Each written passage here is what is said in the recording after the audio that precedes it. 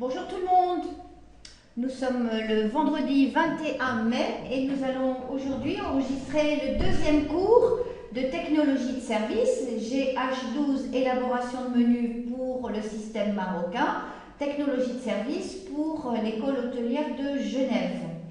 Donc c'est le deuxième cours qui est consacré au banquet.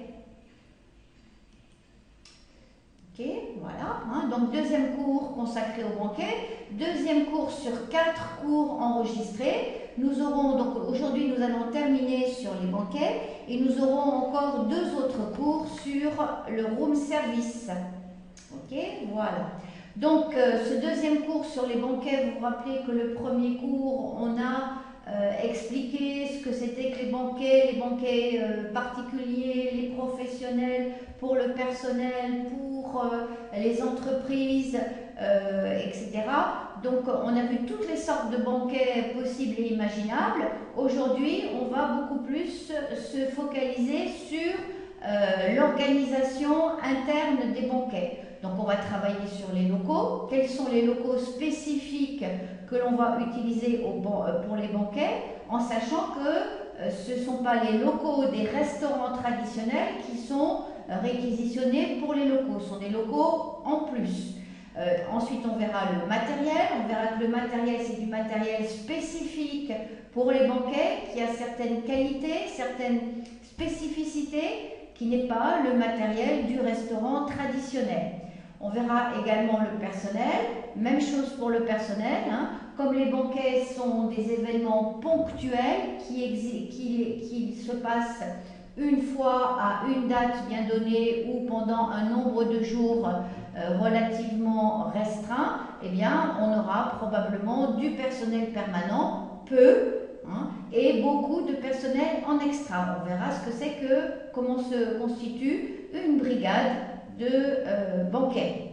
Et enfin, on verra un peu quelle est l'organisation des banquets, c'est-à-dire que chronologiquement, comment ça se passe quand un client arrive à l'hôtel, va se renseigner pour organiser soit un séminaire pour son entreprise, soit un banquet à titre personnel pour éventuellement un mariage, et de voir comment est-ce que l'hôtel va réagir, avec quels documents, qui sont les personnes qui vont intervenir au fur et à mesure, depuis l'accueil du client jusqu'à l'envoi de la facture, une fois que l'événement, le banquet, le séminaire, s'est terminé.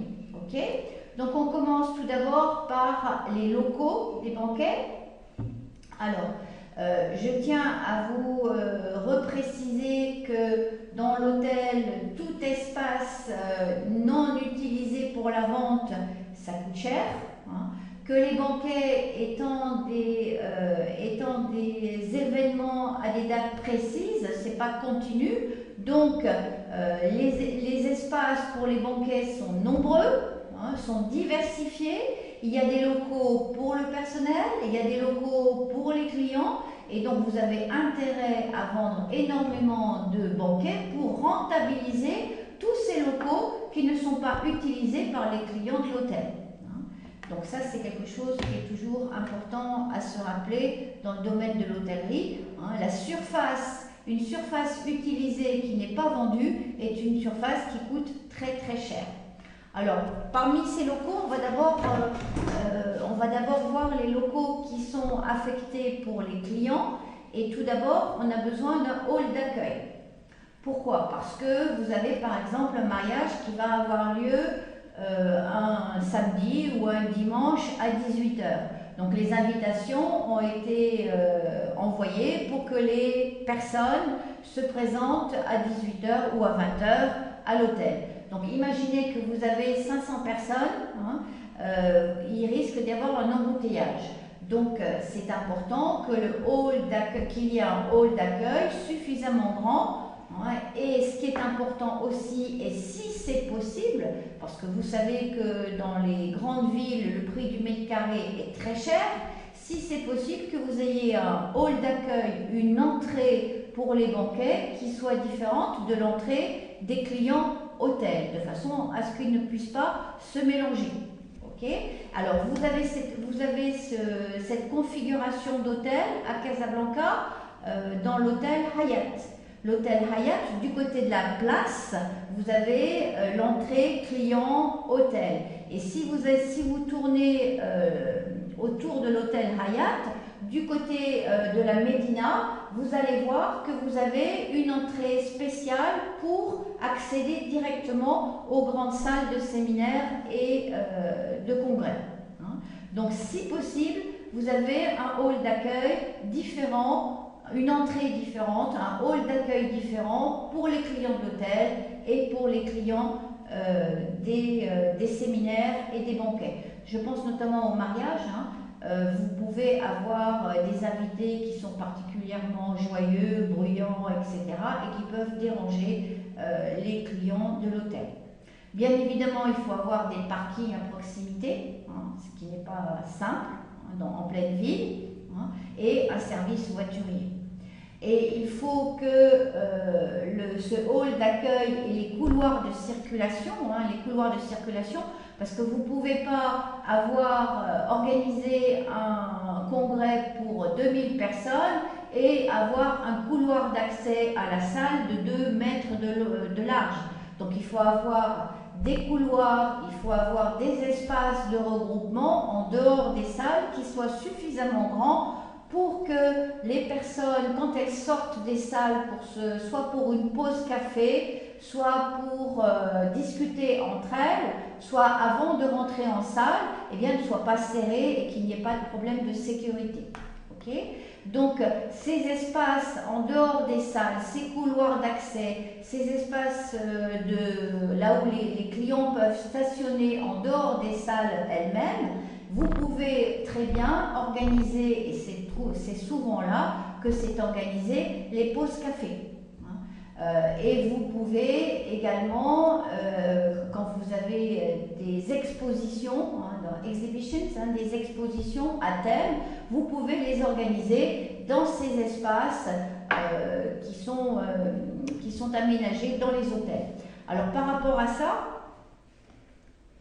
vous pouvez avoir deux types de bâtiments. Moi je comparerais le Mövenpick, l'hôtel Mövenpick avec des salles et avec des couloirs qui sont relativement étroits. Donc les pauses café, c'est pas si agréable que ça parce qu'en fait vous êtes dans un couloir. Et à contrario, vous avez l'hôtel Barcello 5 étoiles qui se trouve sur le boulevard d'Anfa, qui est un très vieil hôtel avec de très grands espaces. Et la chaîne Barcello, dans le cadre de la rénovation de cet hôtel, a décidé que le premier étage allait être complètement dédié à tout ce qui est séminaire et banquet. Et donc, comme ils avaient beaucoup d'espace, ils ont pu avoir non seulement des grandes salles, des petites salles, des salons différenciés, mais avoir de très grandes surfaces, des couloirs de circulation, des lieux où on peut installer des pauses, où on peut installer des petits kiosques, des expositions, de façon à ce que les clients en séminaire puissent être à l'aise. Donc ce hall d'accueil est important, les couloirs de circulation sont également extrêmement importants. Ensuite, donc par rapport à ça, donc le hall d'accueil, il a d'abord une fonction, c'est d'abord d'assurer l'accueil des congressistes, l'accueil des personnes qui vont assister au séminaire ou l'accueil des personnes qui sont invitées à un mariage. Alors je vous ai mis quelques photographies, quelques reproductions. Alors bien évidemment, ça dépend de la grandeur de l'événement. Quand vous avez des hôtels qui sont dédoublés, vous avez un hôtel réservé donc aux clients de l'hôtel et cet hôtel est également, adossé à l'hôtel, ce qu'on pourrait appeler un palais des congrès, c'est-à-dire une structure architecturale qui est dédiée uniquement aux séminaires, aux congrès, aux événements. Alors quand vous avez un palais des congrès, bien évidemment, vous pouvez accueillir des congrès, des séminaires de plusieurs jours, de plusieurs milliers de personnes. Et dans ces cas-là, pour assurer un accueil correct, pour s'assurer que tout le monde est bien inscrit, eh bien vous avez des halls d'accueil qui sont extrêmement impressionnants. Vous avez la photo du milieu et vous voyez que vous avez pratiquement 25-30 hôtesses d'accueil.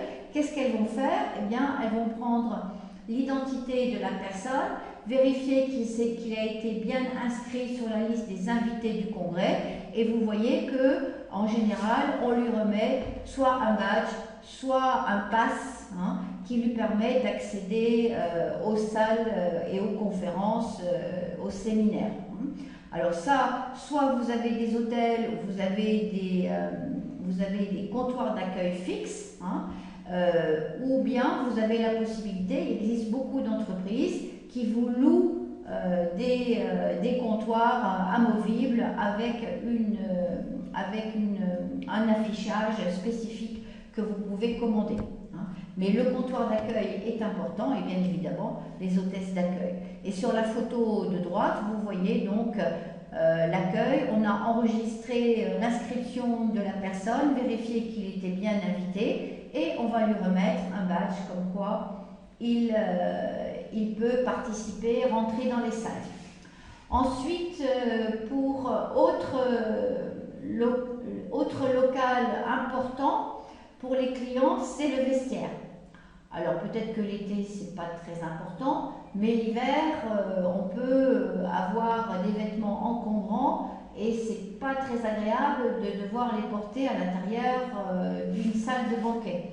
Ou bien lorsque vous êtes invité à un repas, c'est pas très agréable, surtout des banquets, c'est pas très agréable de mettre une grosse doudoune derrière votre chaise, parce que lorsque le serveur va venir faire du service à l'anglaise, c'est dangereux pour vos vêtements. Okay, donc quand vous avez ce genre de manifestation, eh bien, en plus du hall d'accueil, on va organiser un vestiaire. Un vestiaire, si possible, surveillé. Ça veut dire que c'est un local qui va être fermé pour des raisons de sécurité, avec un comptoir qui sépare le personnel des clients. Du côté du personnel, vous allez avoir ce qu'on appelle des portants. Donc ce sont des tubulaires sur roulettes avec des cintres. Et bien évidemment, le client va remettre son vêtement et va se voir donner un ticket. Et vous voyez que les tickets, je vous ai mis l'organisation des tickets. Donc les tickets sont doubles. Donc il y a une partie du ticket qui va rester sur le portant et les vêtements sont rangés par numéro de ticket. D'accord ? Donc chaque cintre, chaque vêtement est numéroté et le client, lui, garde sa copie.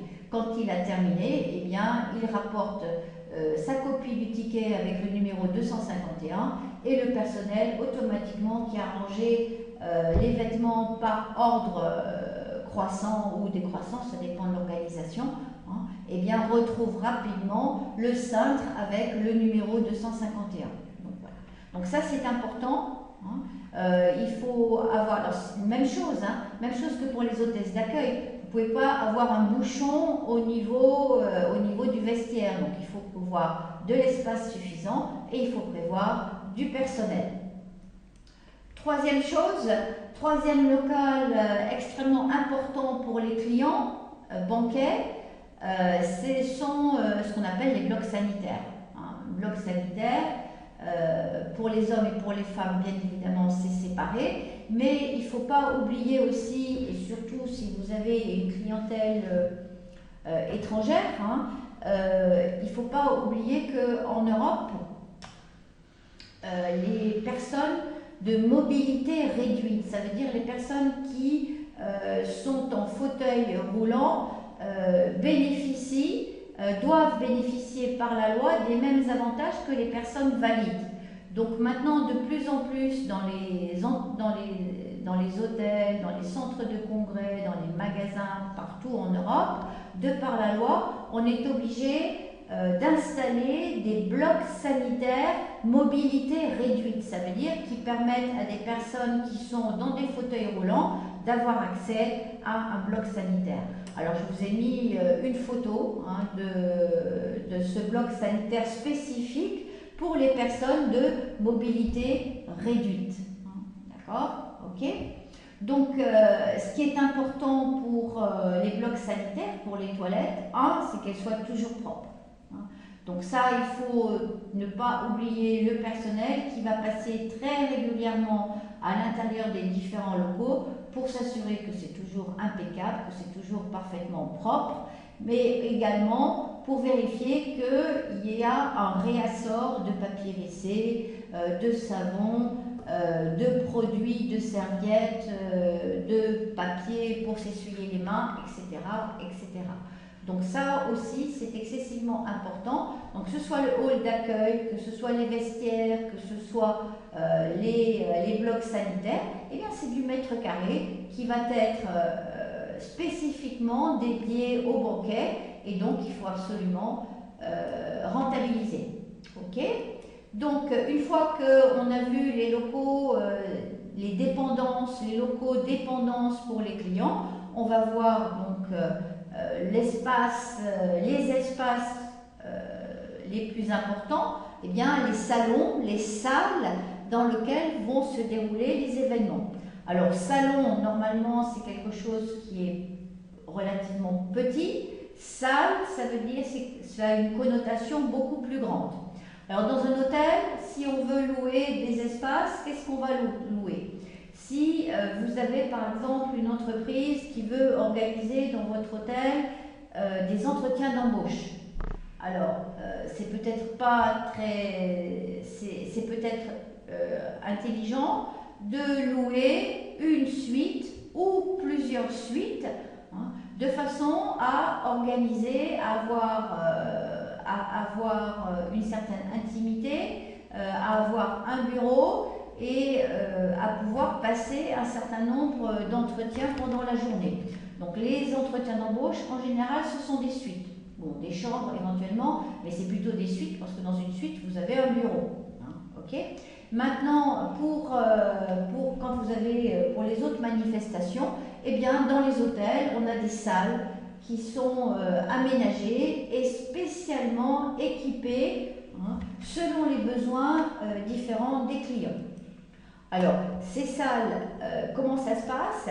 Alors, ces salles, normalement, ce sont des salles qui sont équipées en termes d'acoustique, ça veut dire qualité de rendu du son, pour pas qu'il y ait d'écho, pour pas qu'il y ait des bruits qui viennent de l'extérieur, qui viennent de la cuisine, qui viennent du restaurant, qui viennent de la rue.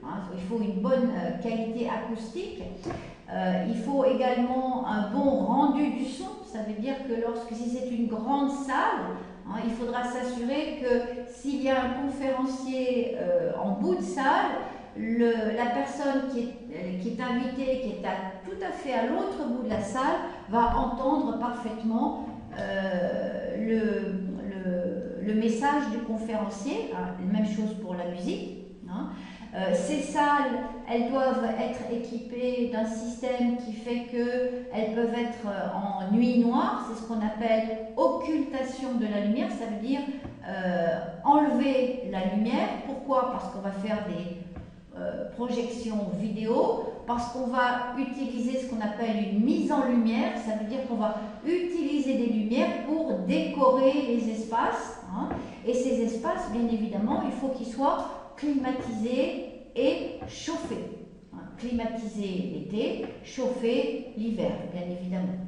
Alors ces espaces, ils peuvent être, normalement, si vous construisez un hôtel, vous allez faire en sorte que les espaces soient les plus grands possibles et puissent être divisés en fonction de vos besoins ponctuels, ça veut dire en fonction du type d'événement, de la surface qui va être nécessaire pour la réalisation de cet événement, vous allez avoir, à partir de votre grand espace, vous allez pouvoir diviser cet espace en plusieurs salles, plusieurs salons. Donc le client qui a un événement de 300 personnes ne sera pas perdu dans une salle de 600 personnes. Et d'autre part, si vous arrivez à diviser votre salle de 600 personnes en deux salles de 300 personnes, cela veut dire que vous pouvez organiser deux banquets, deux événements en même temps. D'accord ? Ok ?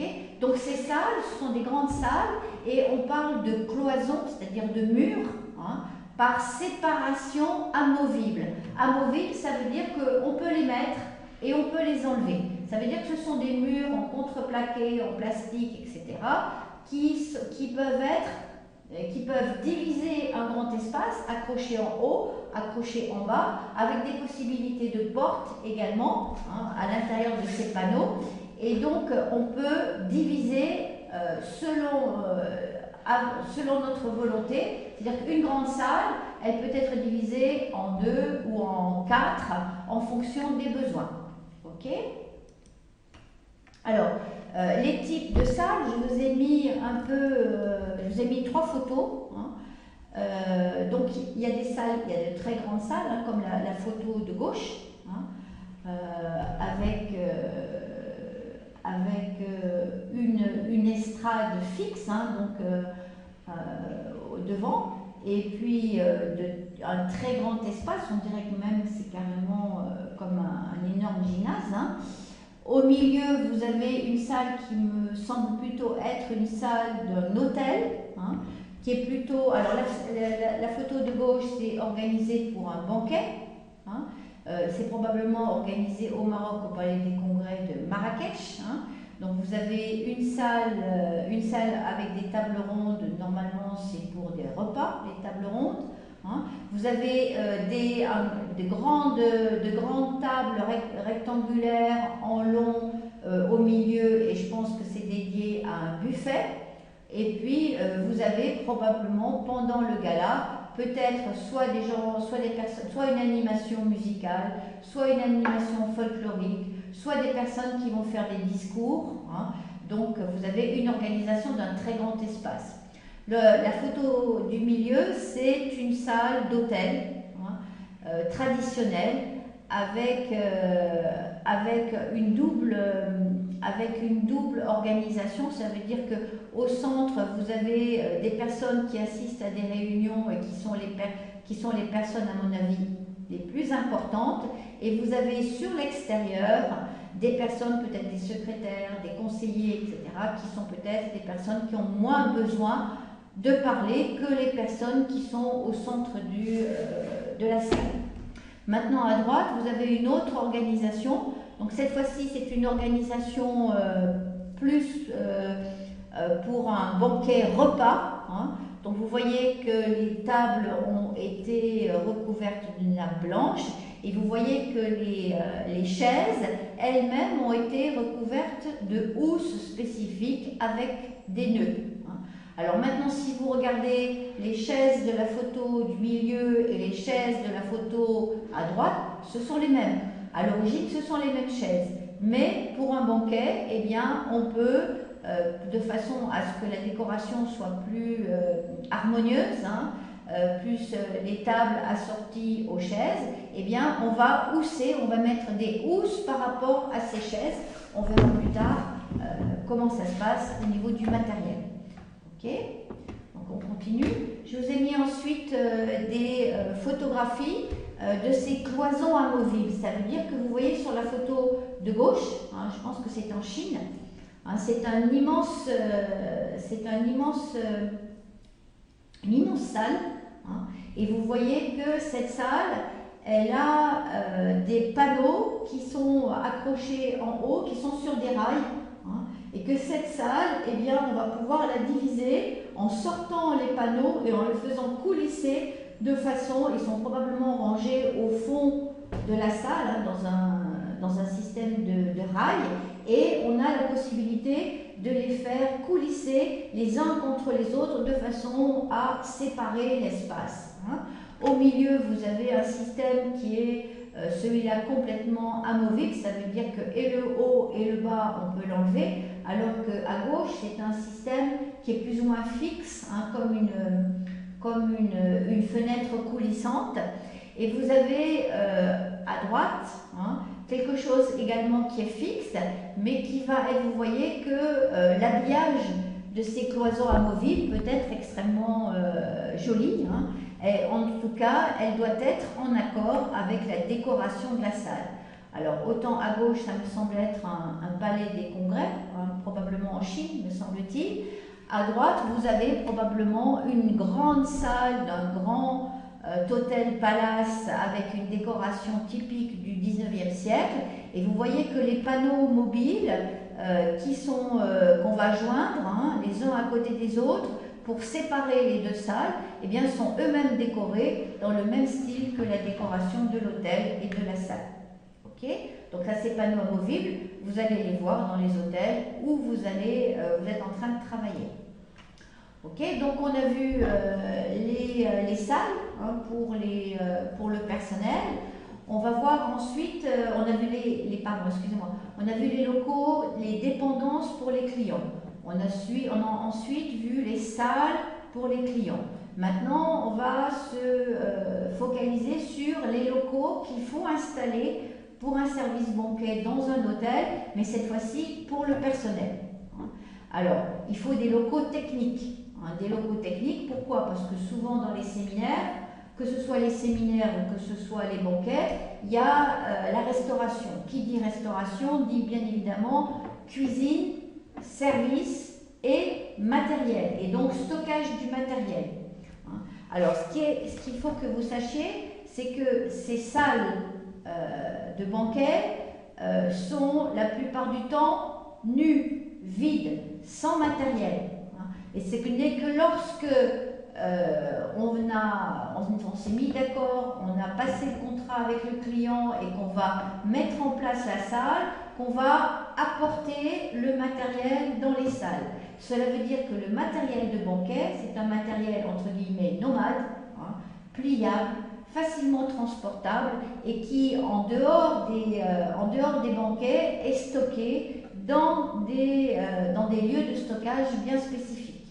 D'accord ? Donc, première chose, il faut des lieux de stockage pour le matériel de restauration, essentiellement les tables, les chaises, plus les estrades, l'équipement du son, l'équipement vidéo, etc.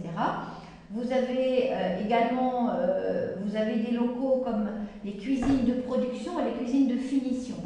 Si vous prenez par exemple, vous pouvez avoir un palais des congrès qui est dédié au congrès, au séminaire. Donc dans ces cas-là, la cuisine va être entièrement faite à l'intérieur de la salle de congrès, du palais des congrès. Donc vous allez avoir des cuisines de production. Maintenant, dans les hôtels, souvent, vous avez un étage qui est dédié aux salles de banquet. Et dans ces cas-là, vous avez en parallèle de la cuisine de production, c'est-à-dire la cuisine centrale, où on va faire le gros du travail, vous avez ce qu'on appelle une cuisine de finition, c'est-à-dire une cuisine où on va maintenir en température les plats qui ont été préparés dans la cuisine centrale, où on va avoir des échelles de distribution et où on va avoir éventuellement des comptoirs pour dresser les assiettes ou dresser les plats avant de les envoyer. D'accord ? Donc les cuisines, on a également aussi, parce que vous savez qu'en restauration, hein, pour un serveur, on a besoin d'un local technique entre la cuisine et la salle de restaurant, donc on a besoin d'office, là où on va avoir nos stocks de matériel qui n'est pas forcément très agréable pour un client de voir et d'écouter le maniement parce que ça fait du bruit. D'accord ? Ok ? Donc voilà, donc ça c'est les locaux techniques pour le personnel. Et il y a donc les locaux de la restauration que vous connaissez plus ou moins, hein, d'accord ? Maintenant, bien évidemment, vous avez des locaux techniques spécifiques pour tout ce qui est banquet et séminaire. Pourquoi ? Parce qu'il y a la sonorisation.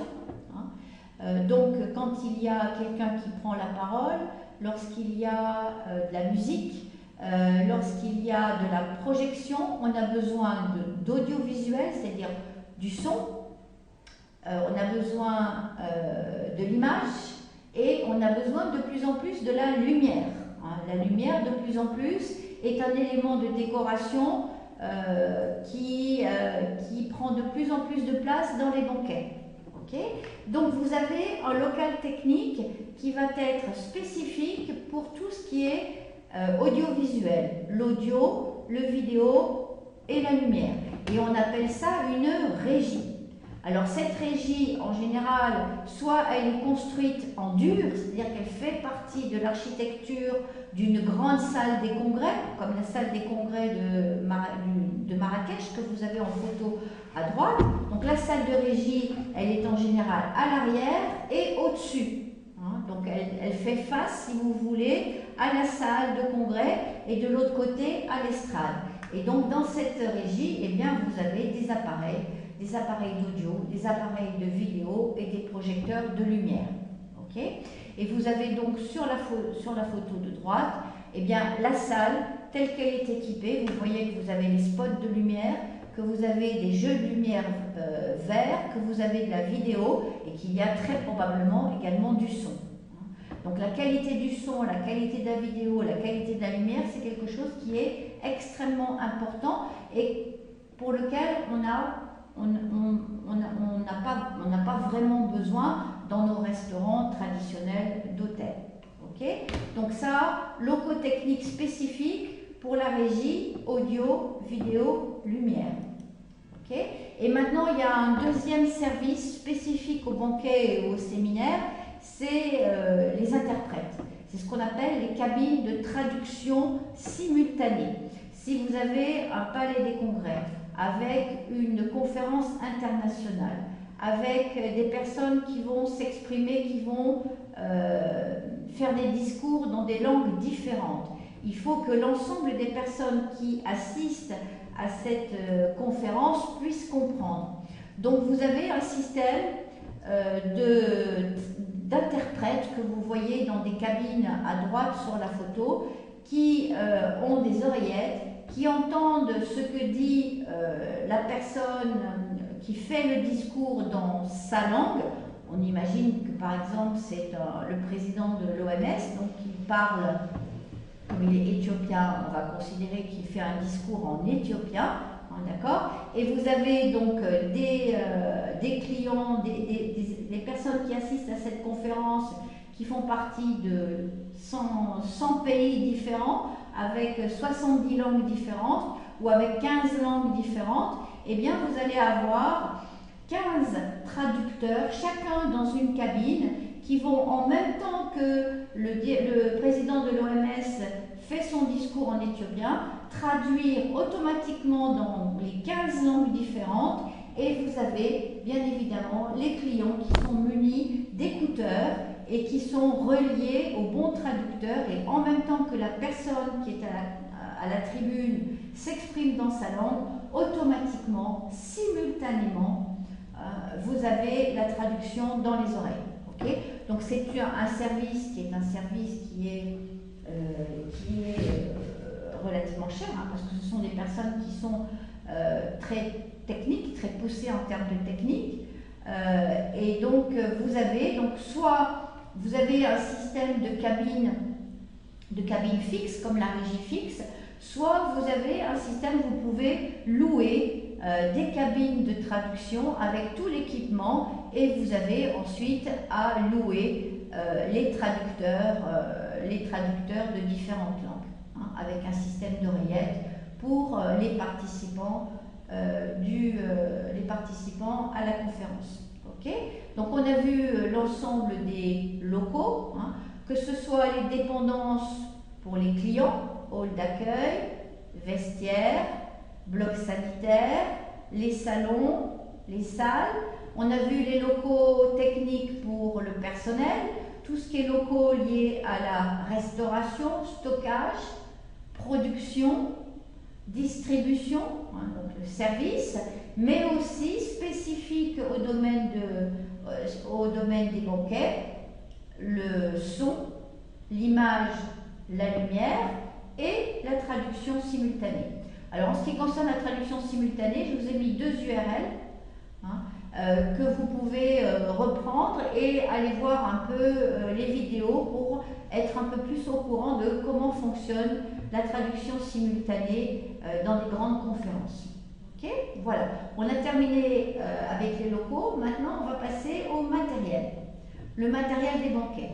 Donc le matériel des banquets, quand vous allez négocier un banquet, vous êtes cliente, vous allez négocier un banquet avec le responsable commercial ou avec le directeur du service bancaire, eh bien, vous allez avoir des options. C'est-à-dire qu'on va vous proposer des prestations et on va vous dire, écoutez, voilà, ça fait partie de notre prestation et c'est gratuit, le service est gratuit dans le prix que vous allez payer par personne, ou bien vous allez payer un prix de prestation par personne plus un service qui va être lui facturé en plus. Donc je vous ai mis la liste des services qui sont en général gratuits, d'accord, et la liste qui sont des services qui sont en général payants.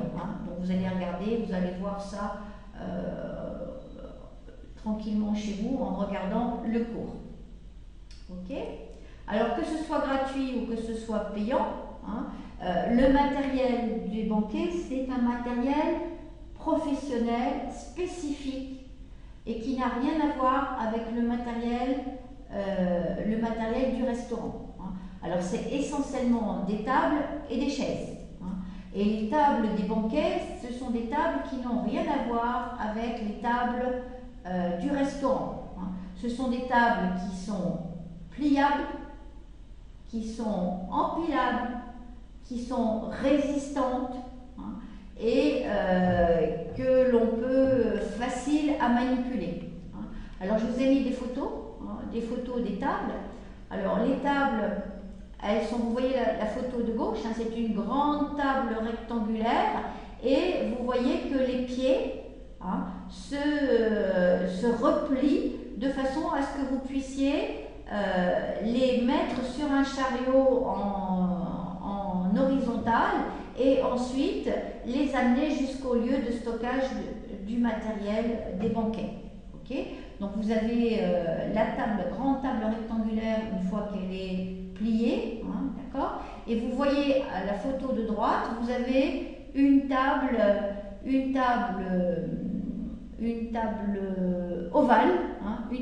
ovale, avec 2 bâtons centraux et 2 demi-lunes de chaque côté et qui elle-même sera complètement pliable. Alors la table ovale, c'est plutôt pour des réunions d'affaires, discussions. Et donc apparemment 1, 2, 3, 4, 5, vous pouvez mettre 10 personnes autour de la table ovale. Maintenant vous voyez en dessous, vous avez donc les chariots qui permettent de transporter les tables depuis le lieu de stockage jusqu'à la salle qui a été désignée pour la réalisation du banquet. Alors, ces tables, elles sont mobiles, elles sont pliantes, elles sont faciles à manipuler, elles sont résistantes. Pourquoi? Parce que pour chaque manifestation, on va aller les chercher au lieu de stockage, on va les transporter, on va les ouvrir. À la fin de la manifestation, on va les replier, on va de nouveau les transporter, de nouveau les stocker. Donc c'est du matériel qui doit être vraiment résistant, léger, également parce que si vous essayez de porter des tables qui sont très lourdes, bien évidemment, vous allez avoir des problèmes avec votre personnel. Alors les pieds des tables, une fois que c'est replié, comme dans la photo ici à gauche, eh bien, il y a un système d'aimants qui font qu'une fois que les pieds de la table sont repliés, ils ne peuvent plus s'ouvrir parce qu'il y a un rail métallique avec des aimants fixés sur le dessous de la table et qui retient les pieds de table une fois qu'ils ont été rabattus. Maintenant, le dessus des tables lui-même doit être facile à nettoyer. Hein, donc il y a des plateaux, le revêtement du plateau va être, il y a plusieurs qualités. Hein. Moi je vous conseille de prendre des plateaux, ça dépend pourquoi vous voulez les faire, mais si c'est pour des banquets, de prendre des plateaux avec un revêtement type molleton, hein, qui permet d'atténuer le bruit, hein, qui sera beaucoup plus joli quand vous mettrez des tables en système de banquet repas. Donc ce matériel c'est de l'aluminium. Pourquoi l'aluminium? Parce que c'est léger, parce que ça ne roule pas, hein, d'accord. Voilà, donc les aimants pour les pieds de table.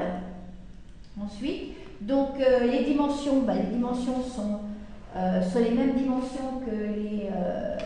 enfin, c'est pas les mêmes dimensions, mais sont les dimensions que l'on a vues déjà en technologie de la restauration. Simplement, vous remarquerez que la table rectangulaire, la grande table rectangulaire servira plutôt pour les buffets. D'accord? Et donc une grande table rectangulaire pour des buffets doit être une table avec un renfort, parce que dessus on va peut-être mettre un poids beaucoup plus important que les 8 ou les 10 assiettes des convives. Donc les tables rectangulaires pour les buffets, ce sont des tables qui sont renforcées par rapport aux tables des convives. Maintenant, vous voyez ici à droite, vous avez des tables rondes, hein, et des tables en demi-lune, hein, donc avec bien évidemment des dimensions différentes en fonction du type de banquet, du nombre de personnes qui ont été invitées à ce banquet. Okay. On passe ensuite aux chaises. Hein. Donc les chaises, en fait, il y a deux grands types de chaises. Ce sont les chaises spécifiques pour les banquets, ce ne sont pas les chaises du restaurant. Okay.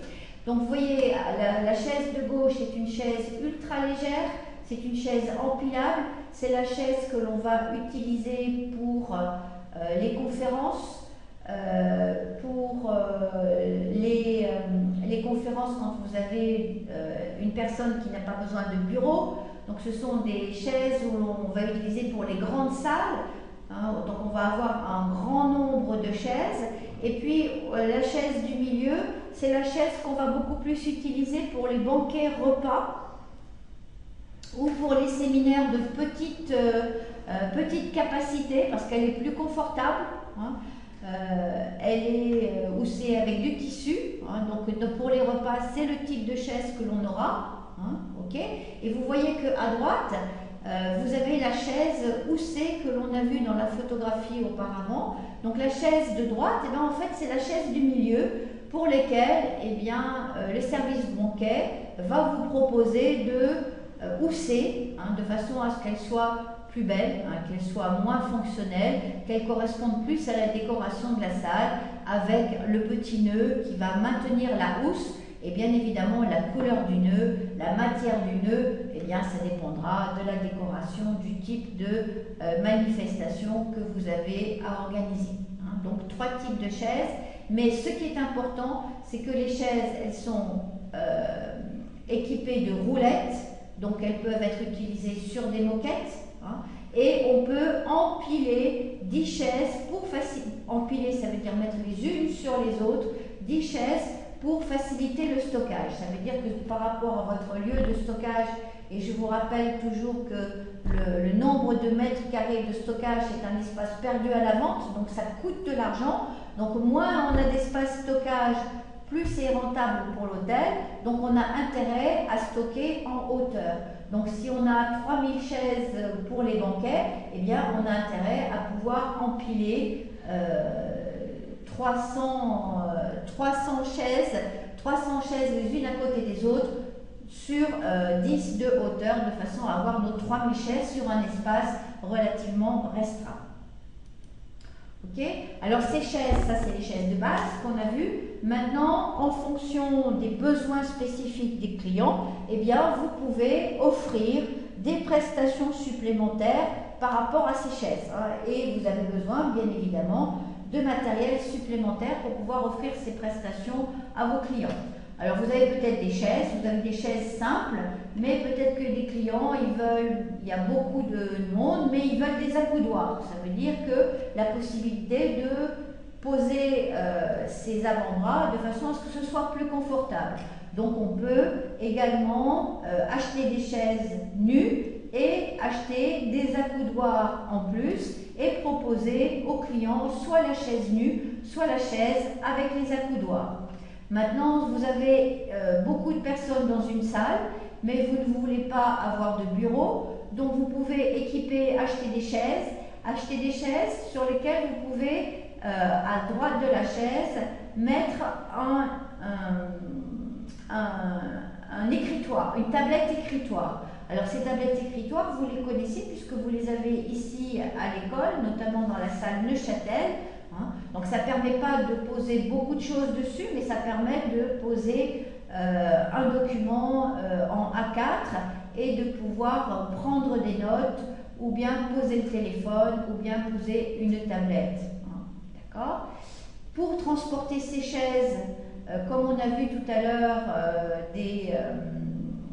un système pour transporter les tables. Donc les chaises, vous avez des chariots pour transporter vos empilements de chaises. Et enfin, vous avez un dernier accessoire, l'accessoir sur la droite. Donc quand vous avez beaucoup de personnes et que vous ne voulez pas que les chaises soient remuées, vous pouvez avoir un système d'interconnexion. Donc vous voyez qu'il y a un système métallique qui fait que les deux chaises sont maintenues l'une à côté de l'autre et qu'un client ne pourra pas déplacer les chaises et la mise en place de la salle sera toujours impeccable. C'est ce qu'on appelle des interconnexions. Donc vous voyez que c'est du matériel qui est du matériel spécifique, qui est du matériel professionnel, qui est du matériel qui coûte cher. Et donc c'est du matériel qu'il faut maintenir toujours en bon état. Ok ? Bon, une fois qu'on a vu les salles, une fois qu'on a vu le matériel, les tables et les chaises, bien évidemment, on va voir comment est-ce qu'on va pouvoir installer ces tables et ces chaises dans les différentes salles. Alors là, il existe de multiples façons d'organiser les tables et les chaises en fonction du type de banquet, du type de congrès, du type de conférence que l'on veut, du nombre de personnes que l'on doit accueillir. Donc il existe en théâtre, en classe, en U. Souvent ça c'est pour des réunions professionnelles, des entreprises, donc des séminaires d'entreprise. Et je vous montre immédiatement. Donc là je vous ai mis 6 organisations. D'accord ? Alors, vous avez ce qui est souvent dans les salons d'hôtel, ce sont des tables en U. Donc, ça permet donc, aux personnes d'être assises, que toutes les personnes puissent se voir, que toutes les personnes puissent communiquer facilement, mais que toutes les personnes puissent avoir sur le côté du U non fermé, avoir un écran avec des projections, soit un conférencier qui va s'exprimer et que l'ensemble des personnes qui sont autour du U vont pouvoir suivre. Alors vous remarquerez que quand on fait une table en U, on n'utilise pas l'intérieur. D'accord ? Maintenant vous avez à côté du U, vous avez le U fermé, ça devient un rectangle, ça veut dire une conférence. Ça veut dire que c'est uniquement des discussions et que toutes les personnes se font face à face. Là, il n'y aura pas de projection, il n'y aura pas de conférencier en dehors du rectangle. Vous pouvez maintenant utiliser le style classe.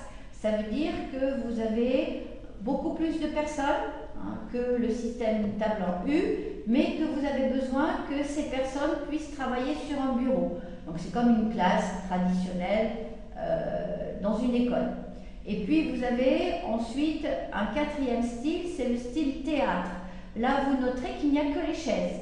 Donc les personnes ne sont pas là pour prendre des notes, ne sont pas là pour travailler sur des tables, mais elles sont là essentiellement pour écouter. Écouter qui? Écouter des personnes qui sont sur une estrade, hein, devant elles, avec des chaises et avec un bureau.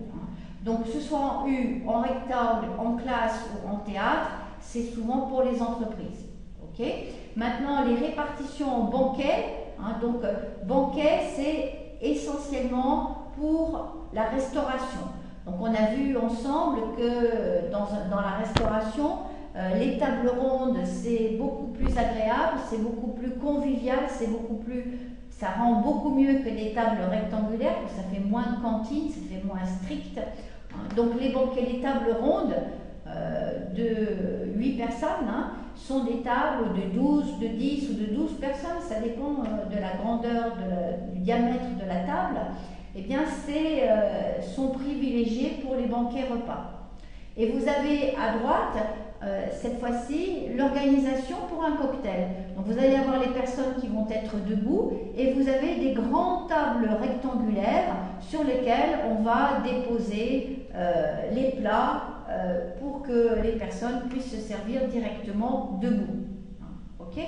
Donc là, vous avez des dispositions, les dispositions les plus classiques pour les banquets. Okay. Donc je vous ai mis quelques photos. Alors là, vous voyez qu'un banquet, ça peut être beaucoup de personnes. Hein. Et vous voyez, donc vous avez des alignements de chaises. Alors, le problème, c'est que la personne qui est au milieu, qui est assise devant vous à la 5e position, si jamais elle doit se lever, elle va déranger les 4 personnes qui sont à sa gauche avant de pouvoir sortir. Hein. Donc, c'est pas évident. Hein. Okay. Donc vous voyez que un banquet, ça peut être, là vous avez une conférence, hein, donc des personnes qui ne sont pas là pour écrire, mais qui sont là pour écouter, et vous avez au fond, tout à fait au fond de la salle, vous avez une table d'honneur, là où vont être les conférenciers. Et c'est là que vous apercevez que la vidéo, ça va être difficile, hein, mais que l'audio va être extrêmement important. Le rendu du son va être extrêmement important.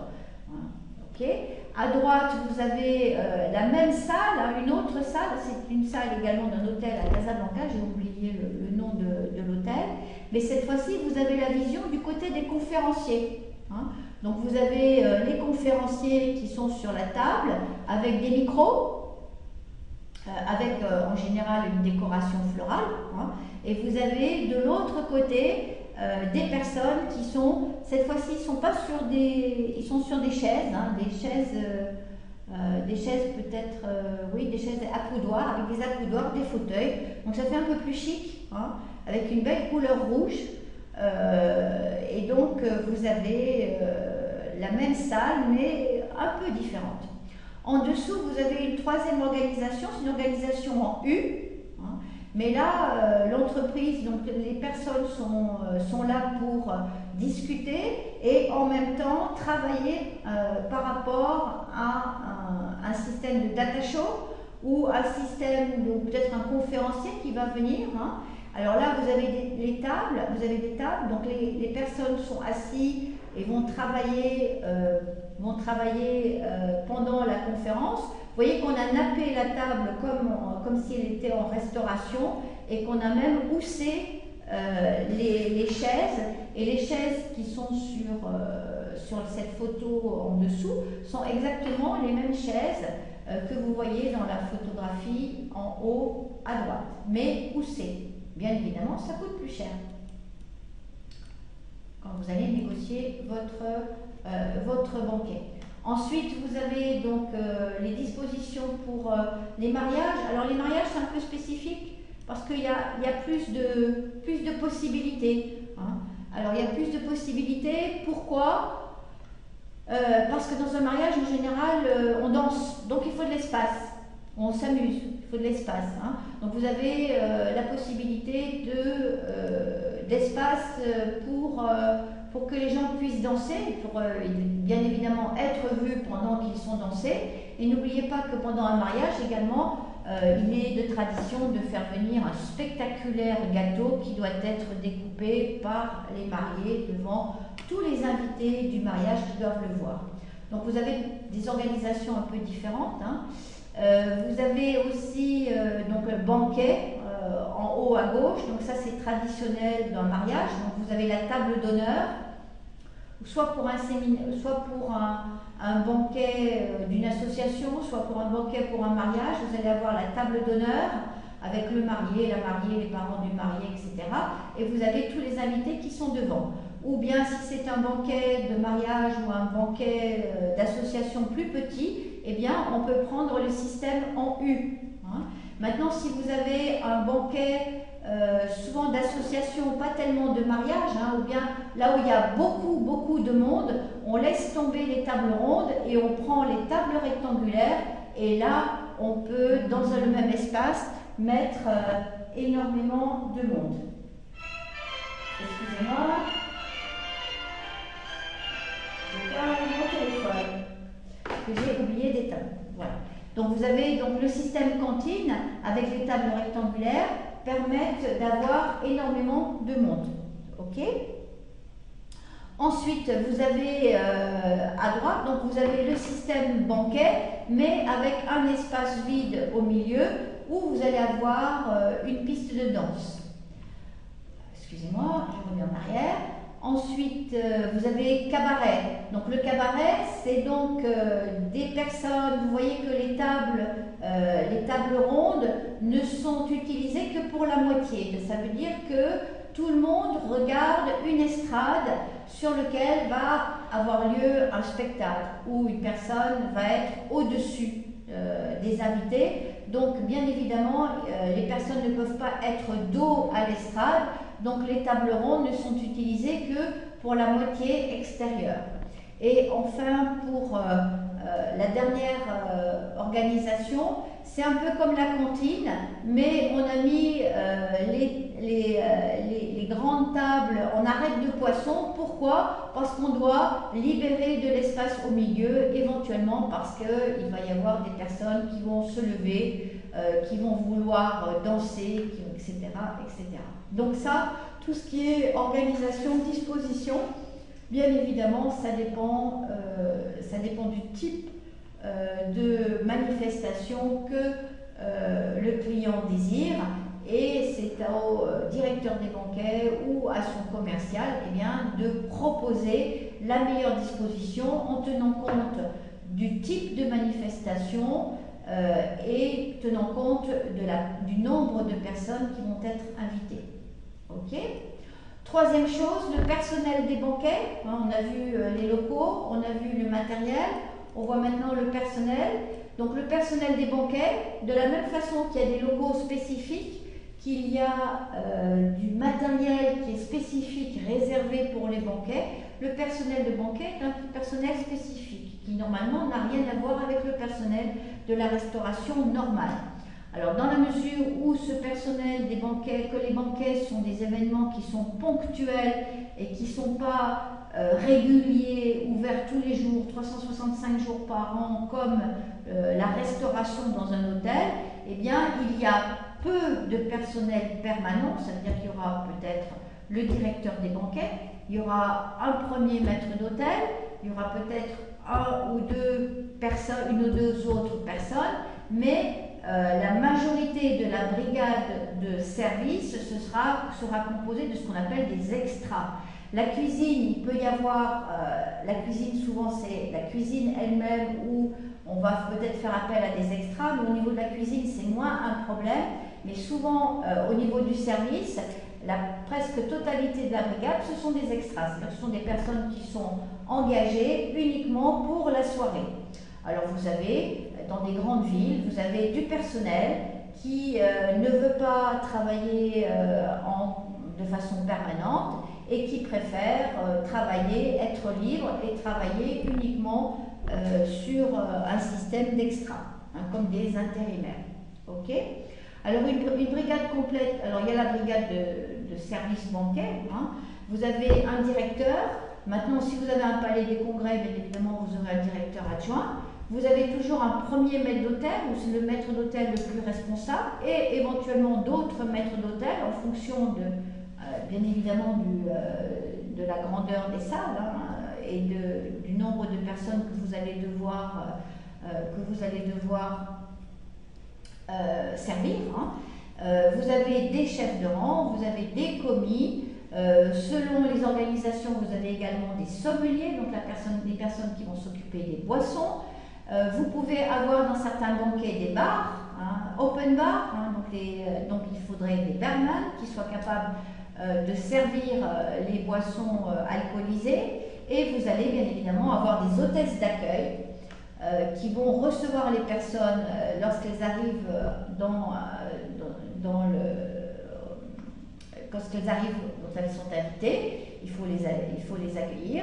Vous avez des équipiers, puisque vous avez vu qu'il y a énormément de maniement de matériel, hein. Donc il y a les tables, il y a les chaises, mais il ne faut pas oublier qu'il y a aussi les assiettes, les verres, les couverts, les bouteilles, les barres, etc. Donc il y a énormément de maniement de matériel, donc il faut des équipiers, hein.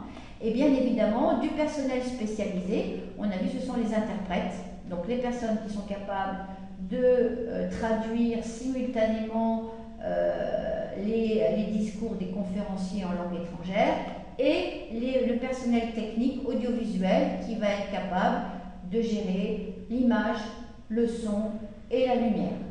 Donc les brigades, c'est spécifique. Maintenant, le type de service, bon ça on l'a vu ensemble quand on a fait les cours de restauration. Hein. Le type de service pour les banquets, ça va être un service à l'assiette. Service à l'assiette, ça sera essentiellement pour les assiettes froides. Pourquoi? Parce qu'on peut les préparer à l'avance et les mettre sur des échelles individuelles, et ça sera relativement facile de servir chacun avec 3, 4, 5 assiettes rapidement par serveur. En revanche, pour tout ce qui est chaud, le type de service qui est privilégié, c'est le service à l'anglaise, c'est-à-dire service au plat par la gauche du client. Donc vous avez une personne qui dépose les assiettes, mais les assiettes sont en général déposées à l'avance, au moins pour la première assiette, et vous avez donc un service à l'anglaise traditionnel. Maintenant, comment est-ce qu'on négocie le type de service avec le client? En fonction des prestations, donc soit le client souhaite que les mets, la nourriture soit servie et que les boissons soient déposées sur la table, et donc que les clients se servent eux-mêmes les boissons, ce qui peut être relativement délicat parce que vous pouvez avoir des clients qui vont se servir énormément, hein, peut-être plus que de mesure, ou bien vous avez la possibilité de choisir et le service des mets et des sommeliers qui vont venir servir les boissons, donc réguler plus ou moins la consommation des boissons. D'accord? Ok? Donc ça, c'est le type de service que vous avez. Je vous ai mis ensuite un tableau qui explicite plus ou moins le nombre de personnes dont vous avez besoin en fonction de maître d'hôtel, de barman, de serveur, en fonction du nombre de personnes qui sont invitées. Et donc vous voyez que c'est quand même relativement restreint. Donc pour 360 personnes, vous avez besoin de 25 personnes. Donc c'est pas énorme. Hein, c'est pas énorme. Ok? Voilà. On continue. Alors en plus du personnel technique, donc du personnel pour la restauration, du personnel pour l'interprétariat et du personnel pour la régie, son, image, lumière, on a besoin de personnel commercial. Donc la personne qui va négocier, accueillir le client, négocier avec le client, proposer, d'abord écouter le client pour voir quels sont ses besoins, de façon à lui faire une offre qui soit correspondante exactement à ce dont il a besoin.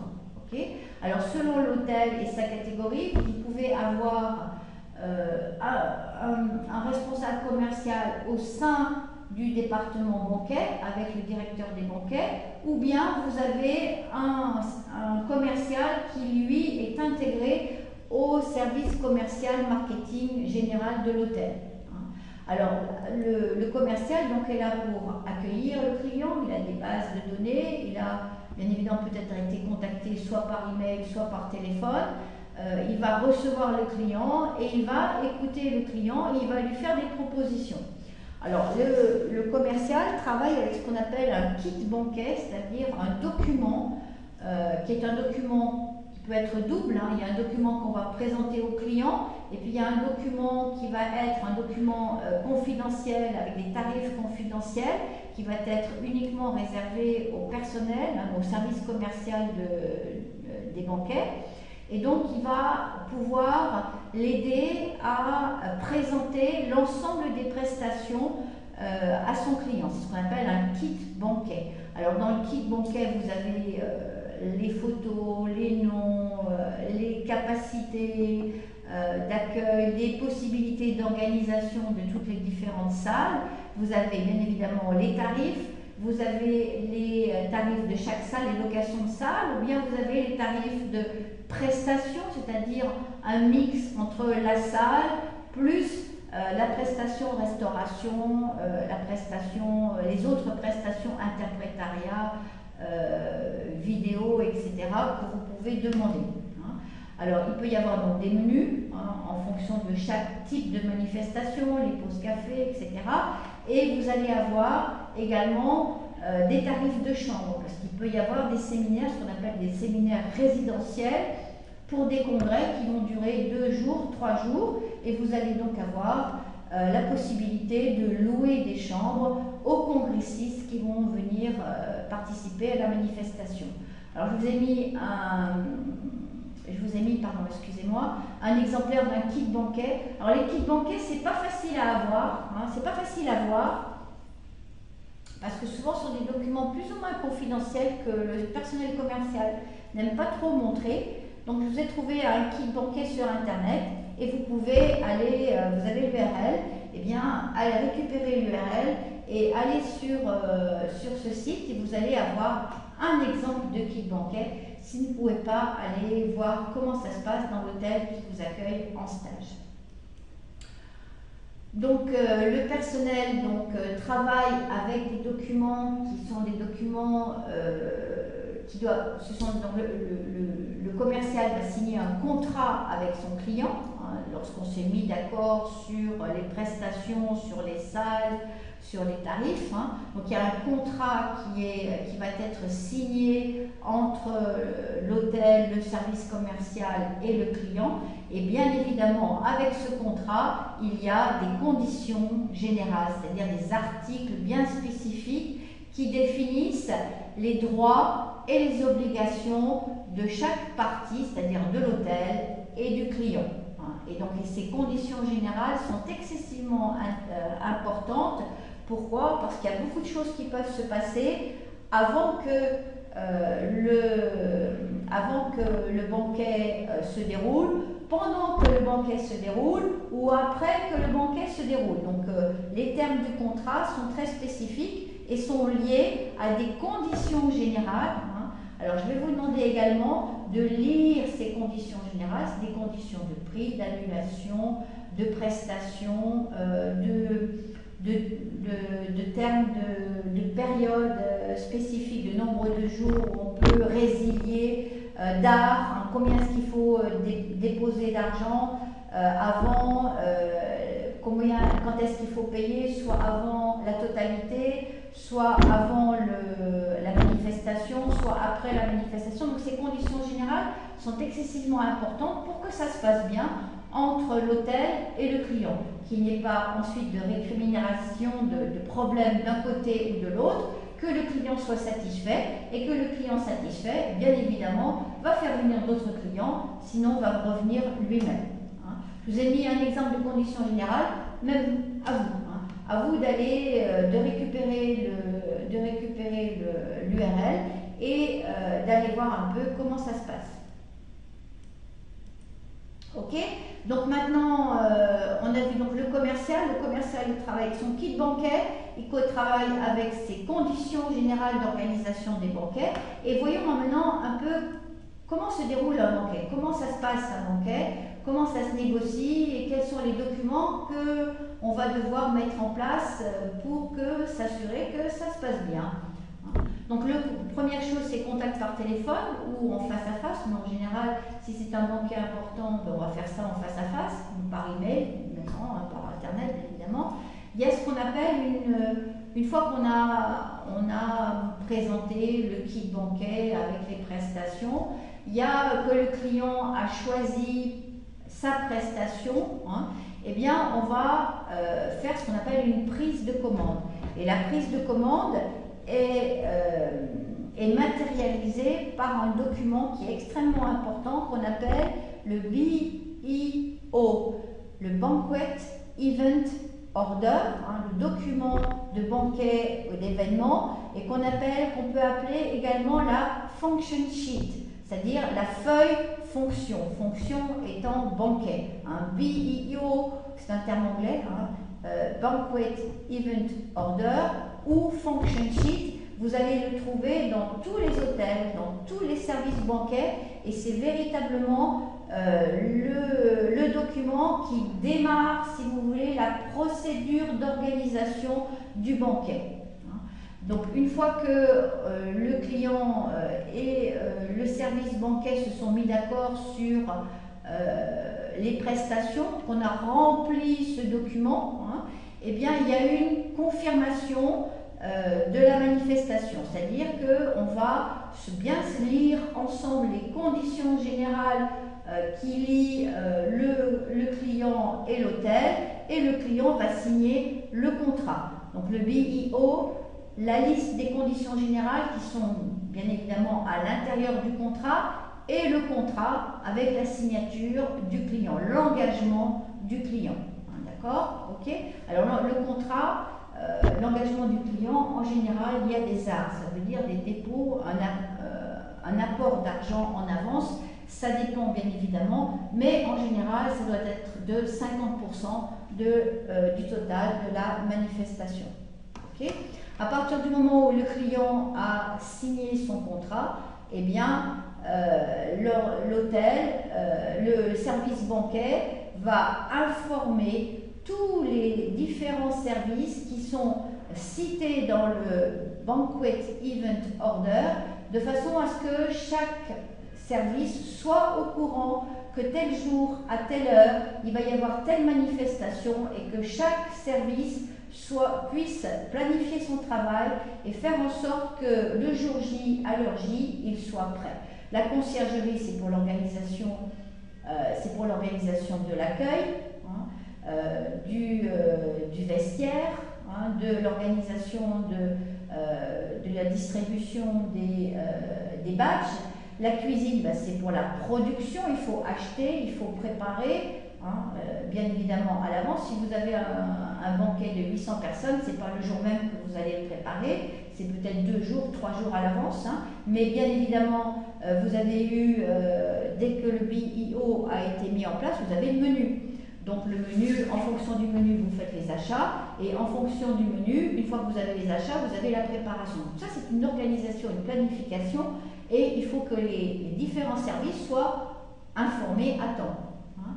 Donc les achats, la lingerie, c'est important, hein, pour tout ce qui est habillage de la salle, pour tout ce qui est uniforme du personnel, la cave, pour tout ce qui est sortie des boissons, département stewarding, parce que bien évidemment, vous allez avoir, si vous avez un banquet avec un repas, vous allez avoir énormément de matériel à nettoyer, à contrôler avant, à polir avant, mais aussi beaucoup de matériel à renettoyer après.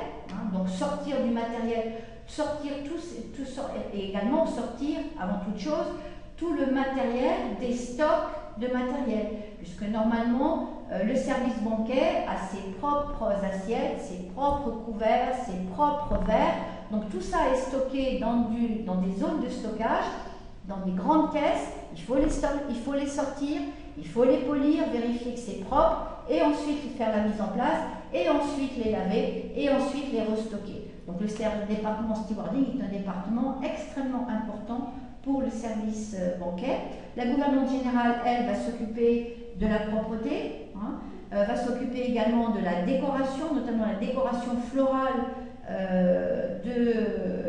des événements, qu'il s'agisse de décoration florale interne, mais de plus en plus souvent, on fait appel à une décoration extérieure, donc s'assurer que la salle est parfaitement décorée. La comptabilité, pourquoi? Pourquoi? Parce qu'elle doit être au courant qu'il va y avoir des achats à faire, qu'il va y avoir d'abord des arts, un paiement en avance à imputer dans la comptabilité, une facture à ouvrir, des achats à effectuer en fonction pour s'assurer que tout se passe bien au jour J, à l'heure J. Hein, donc la formation à partir d'un BIO, le BIO est diffusé dès que le contrat est signé. Alors, qu'est-ce qui se passe ensuite? Donc la manifestation a lieu, hein, et lorsque à la fin de la manifestation, vous avez un autre document qui est différent selon les organisations, c'est ce qu'on appelle un bon de consommation. Un bon de consommation, c'est vérifier que la manifestation s'est déroulée selon ce qui avait été prévu, c'est-à-dire selon ce qui avait été prévu, selon le BEO, selon le Banquet Event Order. D'abord vérifier est-ce que le nombre de personnes qui ont participé correspond au nombre de personnes pour lequel ça avait été prévu. Ensuite, il ne faut pas oublier que dans un certain nombre de manifestations, vous avez des bars. Vous avez des bars, alors soit vous avez un open bar, hein, soit vous avez des bars, on va vérifier le nombre de bouteilles qui ont été consommées et surtout vérifier le nombre de bouteilles qui n'ont pas été consommées, qui vont être retournées et que l'on ne va pas facturer au client. Une fois que le bon de consommation a été établi, qu'on a fait la relation avec le BIO, c'est-à-dire avec ce qui avait été prévu et ce qui a été réalisé, eh bien la comptabilité va pouvoir établir la facture. Donc le BIO, c'est tout ce qui est prévision. Le contrat, c'est l'accord entre le client et l'hôtel. Ensuite, on a informé les différents départements de façon à ce qu'ils puissent planifier, organiser, réaliser l'événement. Au terme de l'événement, on a le bon de consommation et on vérifie qu'il y ait accord entre bon de consommation et BIO ou qu'il y ait des accords et que dans ces cas-là, la facture doit être signée par le client normalement hein, et doit être bien évidemment honorée par le client. Le bon de consommation peut être également signé par le client au terme de la manifestation, comme quoi il est d'accord avant l'établissement de la facture. Alors, donc je vous ai mis en document joint, donc document joint sur la plateforme, vous avez un BIO ou une function sheet de l'hôtel Sofitel, c'est un document papier. Parce que jusqu'il y a encore quelques années, on travaillait essentiellement avec des documents papier. Maintenant, bien évidemment, ça a évolué. Maintenant, vous avez des systèmes de gestion numérique. Donc, dans l'hôtellerie, tout le monde, vous avez tous vu, que ce soit à la réception, en restauration, partout dans les autres secteurs de l'hôtel, qu'on travaille avec des systèmes qu'on appelle Opera et qui dépendent de la société Oracle. Donc c'est Oracle Hospitality Opera. Et vous avez une application spécifique qui s'intéresse à tout ce qui est banquet. Donc, et qui reprend, si vous voulez, à partir du BIO jusqu'à la facture, et bien tout ça va être intégré dans une application informatique. Et je vous ai mis un écran. Donc vous voyez que c'est quelque chose qui est extrêmement sophistiqué et qui permet d'avoir des documents à jour, que tous les services sont tenus constamment au courant de tous les changements et de la progression, de la planification, de l'organisation, de la réalisation, de la facture, du paiement, de l'archivage, du cardex historique de ces banquets, de l'analyse des ventes, etc. Donc c'est un système informatique. Vérifiez dans vos hôtels, est-ce que dans les hôtels où vous faites votre stage, eh bien l'organisation des banquets est liée également au système Opera. Okay. Donc les conditions générales, je vous ai mis un exemplaire, donc c'est à vous de le voir. Vous avez le contrat de réservation, je vous ai mis également un exemplaire de contrat, lisez-le. Vous travaillerez les contrats en deuxième année, mais quand même, déjà vous avez un contrat. Vous avez votre convention de stage, c'est un contrat. C'est un contrat entre l'école, entre l'hôtel et vous-même. Vous avez signé sur votre convention de stage, et bien regardez, il y a des articles, ça correspond aux conditions générales de réalisation du stage. Donc il y a le bon de consommation et la facture du banquet. Donc ça, ces différents documents, c'est à vous de voir. Si vous avez la possibilité, ce serait bien. Dans les hôtels dans lesquels vous travaillez, j'imagine que maintenant la restauration, après le ramadan et après, puisqu'à partir d'aujourd'hui, les restaurants peuvent rester ouverts jusqu'à 23 heures. Les restaurants vont s'ouvrir, il va y avoir peut-être plus d'activités restauration au niveau des banquets. Peut-être pas au niveau des banquets parce que je pense que c'est encore interdit plus ou moins, enfin bon, ça dépend de l'interprétation. Donc, mais essayez de vous renseigner pour voir comment ça se passe dans l'hôtel où vous faites votre stage. Ok? Donc on a presque terminé. Pour les banquets, donc vous avez le cours 1, c'était les différents types de banquets. Le cours 2, c'est les locaux, le matériel, le personnel, l'organisation générale des banquets. Donc je pense que pour une première année, à vous maintenant d'aller voir sur le terrain comment ça se passe dans les hôtels dans lesquels vous travaillez. Nous allons avoir encore 2 autres cours qui seront dédiés au dernier service restauration de notre cours GH12 qui est le room service et les spécificités du room service. Alors vous avez un travail à faire, comme à chaque fois.